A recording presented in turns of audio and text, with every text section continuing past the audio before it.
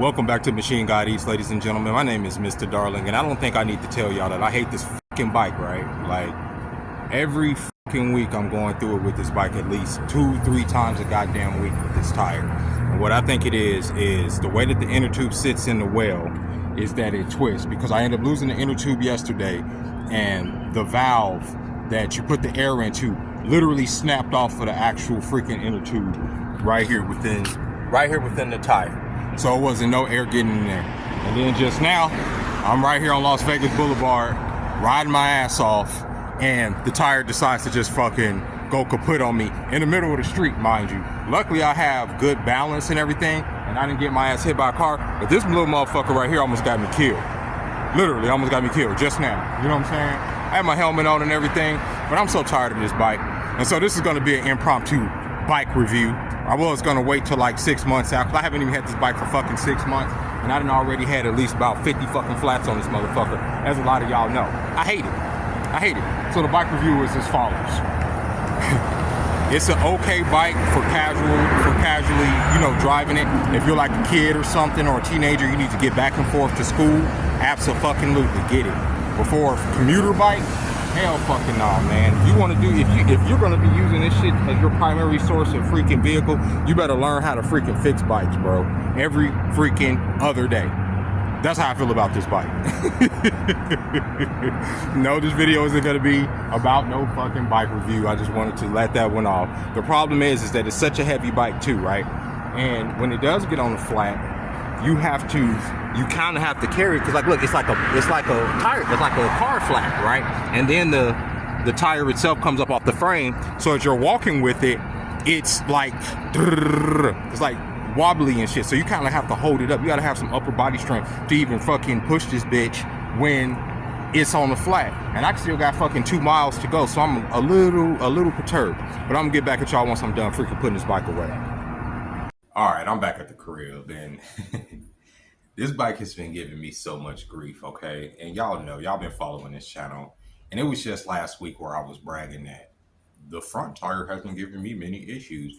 And literally over the last week, I've had to change the tire on the front tire 5 different times, 3 times within the last 3 days. Just yesterday on my way to work, I just bought the inner tube that popped today. I'm starting to think I installed these inner tubes wrong or something, because we went months with no issues, and now on my way to work, I got to be there in 20 minutes. Here I am facing this problem, and I don't have no spare inner tubes on me either. Good thing my job's right there. So yeah, this bike has been kicking my ass. So next week, I'm going to be riding my scooter. I'm just going to let the bike alone. I actually ordered a new tire and some inner tubes that's supposed to be coming in sometime this week, but I'm not going to stress on it. Yes, it's going to mess with my commute, but this bike almost fucking killed me just now, bro. It literally almost killed me. And like I said, going into Christmas, if you want to get like one of these bikes for your husband or significant other or brother or whoever, if they're just going to be riding it casually, like, yeah, it's a good bike. But if it's a commute, if you're going to be using this as an everyday commuter bike, no, it's literally way too freaking stressful. So I made a video the other day that, you know, some people were concerned with because of the way I was in the video. And yo, on this channel, what's going to happen is I'm going to express myself when I'm feeling a certain way. And throughout the week, I was feeling angry. I was feeling down. And I had to assess why I was feeling that way for myself. Why am I feeling so upset? And not necessarily upset. Well, it's a few reasons I was feeling upset. But one of the major reasons I feel internally, because you can always blame it on external factors, right? But internally, the biggest reason that I think I've been upset over the last week or so is because there hasn't been a sense of like, I'm looking forward to anything. Like, usually the holidays come around, people look forward to the holidays. Ever since I haven't been around my kids, every holiday season, I miss my kids. I don't look forward to the holidays. I always tell myself around this time of year, just get to January.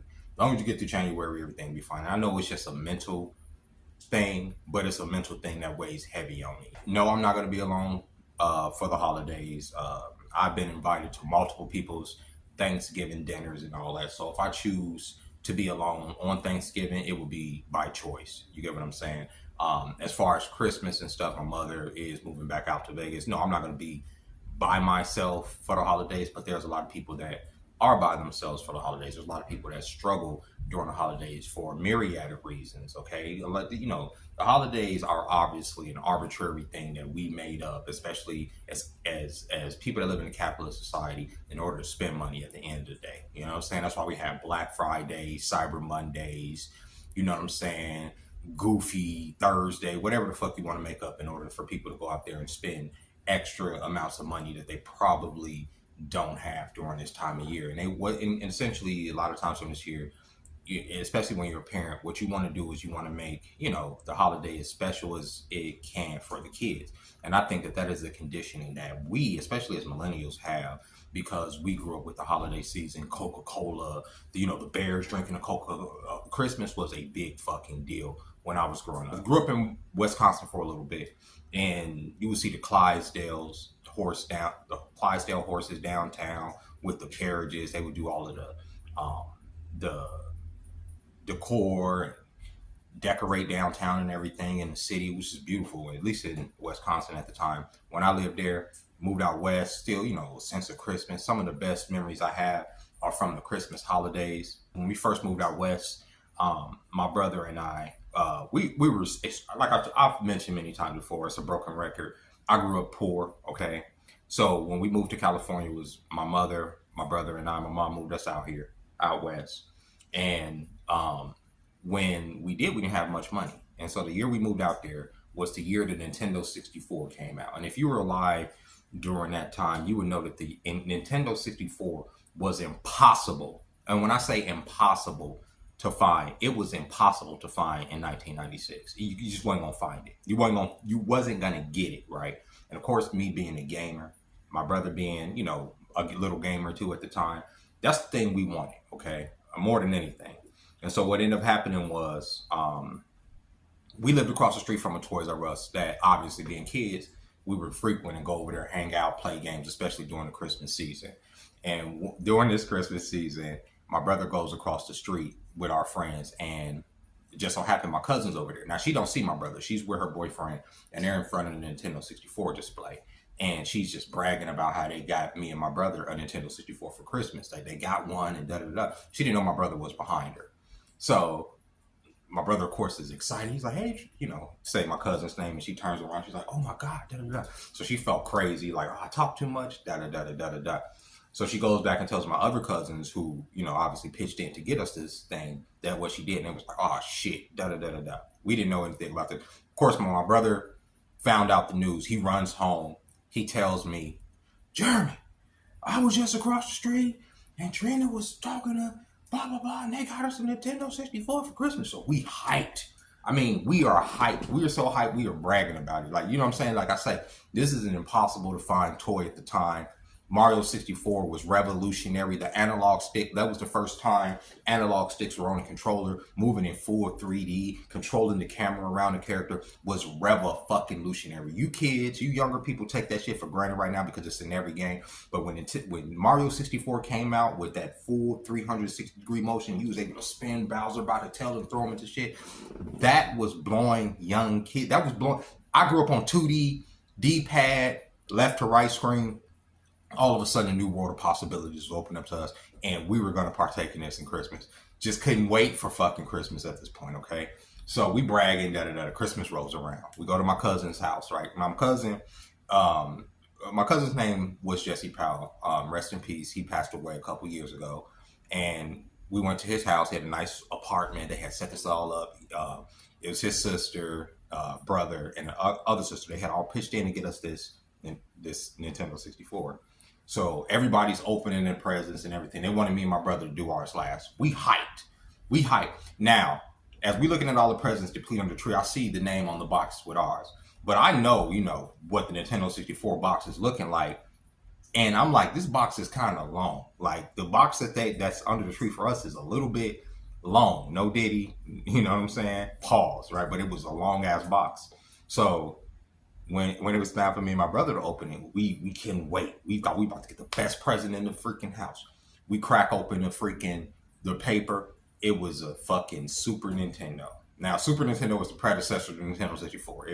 Everybody already had it. It was already at the end of its life cycle. We already had one. We dozens of games, all this other stuff. We cracked it open. It was a Super Nintendo with a copy of Donkey Kong Country. I'll never forget it. Right, me and my brother trying to be as gracious as humanly possible. Like, oh, thank you, da da da da. But obviously, we were deflated, right? We were super deflated, like just like, man, I'm over there trying to comfort my brother, saying, yeah, man, maybe we could just, go and get some store credit as, at Toys R Us and then put it towards the 64. This is, I'm already trying to formulate how we gonna turn this negative into a positive.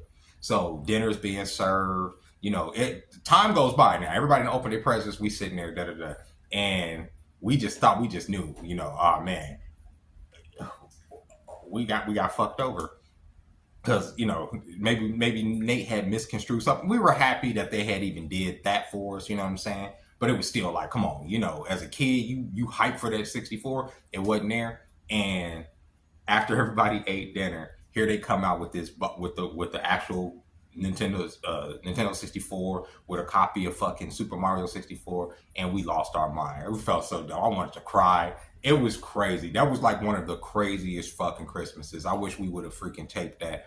And it was dope. It was dope. That was like one of my favorite Christmases. Then after that, that was my childhood. But then after that, it was my kids. And when my kids came out, you know what I'm saying? It was every year, especially their mother, made it a point to do this big Christmas thing for them. You know what I'm saying? Where we got them all these gifts and even shit that they didn't need. But I enjoyed it just to, that time with them. One of my things back in the day, one of the biggest criticisms that I've had that has been levied against me from my exes is like, yeah, we'll do the Christmas celebration. We'll do our stuff in the morning, as a family. But then when they go off to the extended family, I never join. This was with my last girlfriend. This was with my baby mom. Once the kids open the presents and everybody's all good and settled, I just kick it at the house until everybody come back and we had dinner. That's how it's always been.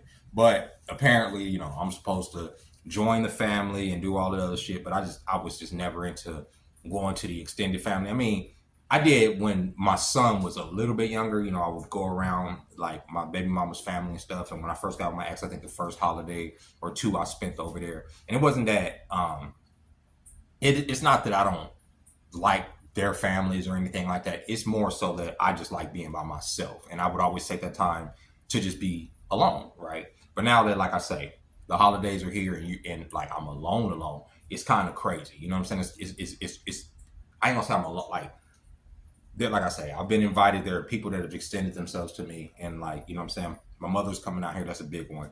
But like, you get attached to being around kids, right? You just do. Like, and the holidays literally become, at least for me as an adult, about the kids. And that's what will make the holidays like happy. Even last year, I was going through some, mental shit. Always, when ain't I? And, I was with my ex, and the year before, my ex and her baby daddy had got their daughter a computer, right? But the computer, it was a good computer, but the computer didn't have the specs to play some of the games that her daughter wants to play. So last Christmas, I made sure to get her the graphics card, the fans, the power supply, so that she could play the games that she would want to play on the thing, because that's what Christmas is about to me. It's about the kids, you know what I'm saying? But when there are no children around, there are no young people around to celebrate, this holiday is really grating on people like me. You feel me? Like it just takes these 2 months, November, December, just take too fucking long to be over with. You know what I'm saying? And I know it's just a mental thing. Just get over Thanksgiving, and then, the Black Friday nonsense, and then the fucking, Christmas and Christmas Eve and all that. Just get over that, and then you be good. But then there's New Year's Eve, and there's all, what I'm saying? Like, once we just pass that little block of holidays, mentally there's some clarity for me. You know what I'm saying? But like, part of the reason, like, even leading into the holiday, like I say, going into the holiday is because, feeling like I was feeling is because there's nothing to look forward to. You know what I'm saying? I'm not looking forward to anything. Last year I was looking forward to putting together her computer. You know what I'm saying? My ex's daughter's computer. This year, I'm not looking forward to anything. There's nothing I'm looking forward to. I've already put out a couple cartoons. You understand what I'm saying? I've been pretty consistent with my videos. You know what I'm saying? I've been able to maintain this place for the most part. The biggest challenge, at least within my life, honestly, has been this goddamn bike. It's been this fucking bike. And as soon as I can replace it, I swear to God, I'm piecing together money, bro. I am, because I'm gonna replace this bitch, and then I'm gonna lock it into the motherfucking storage. I'm gonna take this motherfucker and I'm gonna take it to the store. I'm gonna get a new bike. That's what I'm gonna do. That will be what I look forward to. All right. That's what I'm gonna be looking forward to. I'm gonna look forward to getting myself a new bike and getting over this holiday hump. It ain't gonna be anytime soon, because I still got ready shit. But I'm gonna get me a new bike, and I'm gonna stop dealing with these motherfucking flats, because I've done everything that y'all have told me to do. I've used the gel. I've put inserts inside the tires. I bought new tires. This is like my third set of tires, guys. I mean, come on. It ain't what is going on, bro? It's like the way the inner tube and the tire sits in there likes to twist the motherfucker. But I'm gonna save up, and I'm gonna save up for a really good bike. When I got this bike, I paid $500 for it. No, it was $3 something, because the way they did it was they like split the price. So they charged like $3 something for it, but then the shipping was like $300 or something. It was on Amazon. So it was like close to $600 I paid for the bike altogether. And they literally shipped it the next day. They said it was gonna be like that following Monday, but I bought it on the Thursday. Friday morning when I opened the door, this motherfucking bike was like literally sitting at the door, like in the box, ready to go, almost like the next fucking day. So it came quickly, it came securely, it was packaged really well. There's a video on this channel showing me unboxing, so y'all can see how it actually came out of the packaging and everything. And yeah, I was pretty hyped for this motherfucking bike. But this bike, in the last 4 months that I've had this bike, has kicked my ass, bro. It kicked my ass. This bitch broke down today right in front of City Hall. So I had I said 2 miles, but it was about a quarter mile. So no, a little bit over a quarter mile I had to walk, but it seemed like 2 miles, because these electric bikes are heavy, and when this one goes flat, it goes flat. So it's sitting on the rim. You have to like lift it off, or else it's going to twist the tire it's here as a way to teach me patience. You understand?